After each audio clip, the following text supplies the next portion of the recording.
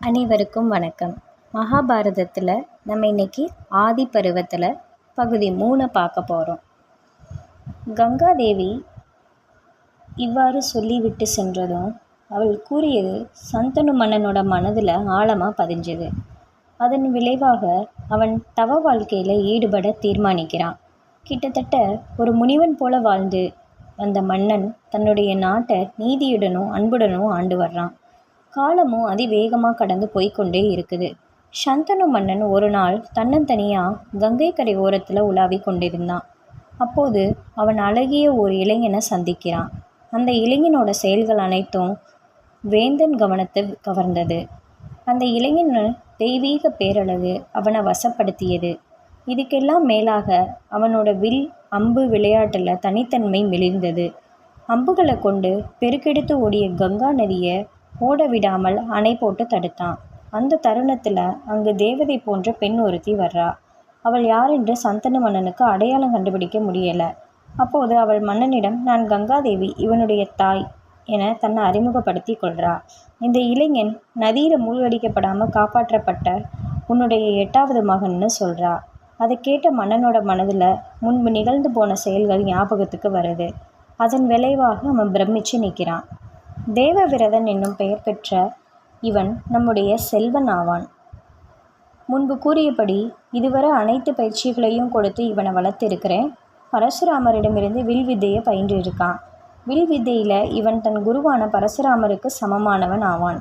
வசிஷ்ட மகரிஷியரிடமிருந்து இவன் வேதங்களையும் வேத அங்கங்களையும் வேதாந்தங்களையும் கற்றிருக்கான். தேவ குருவாகிய பிரகஸ்பதி, அசுரர்களின் குருவாகிய சுக்ராச்சாரியார் என்னென்ன கலைகளையும் சாஸ்திரங்களையும் கற்றிருக்கிறாங்களோ அது எல்லாமே இந்த இளைஞனும் கற்றிருக்கான்.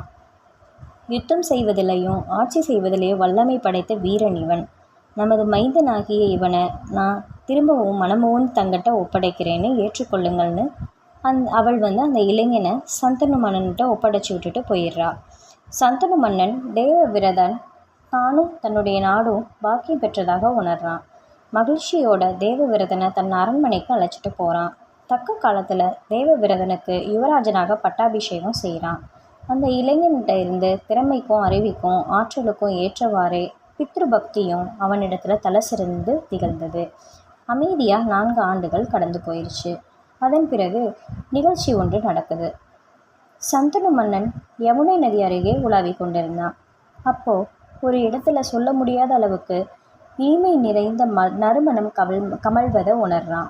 அது எங்கிருந்து வருது என்பதை சந்தனு மன்னன் நுணுக்கமாக ஆராய்ஞ்சு நறுமணம் வர்ற திசையை நோக்கி போகிறான். யமுனை நதி அருகே ஒரு தீவிலே செம்படவ வேந்தன் ஒருவன் வாழ்ந்து வந்தான்.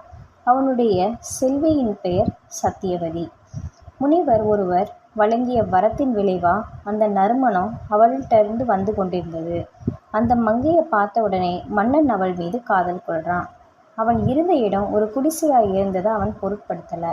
இத்தனை நாள் தவநெறியில் ஈடுபட்டிருந்த வேந்தன் இப்போது காதல் கொண்டு தன்னை மணந்து கொள்ளணும்னு சிறிதும் தயங்காமல் அந்த பெண்ணிட்ட வேண்டான். இந்த கதை உங்களுக்கு பிடிச்சிருந்துச்சுன்னா லைக் பண்ணுங்கள், ஷேர் பண்ணுங்கள். மேலும் ஆதி பருவத்தோட பகுதி 4 நம்ம இன்னொரு காணொலியில் பார்க்கலாம். லைக் பண்ணிடுங்க மக்களே. நன்றி, வணக்கம்.